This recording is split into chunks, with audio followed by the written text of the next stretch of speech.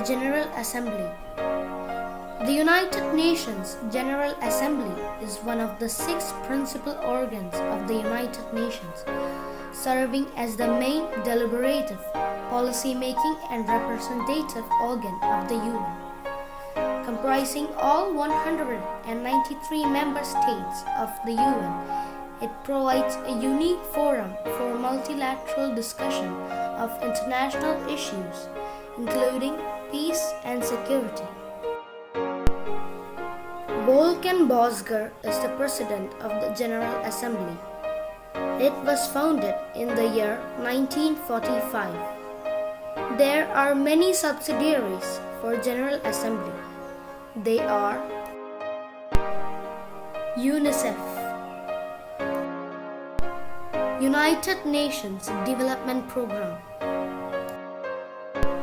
United Nations System Staff College. The parent organization of the General Assembly is the United Nations. There are 193 countries in General Assembly. Their headquarters is located in New York, United States.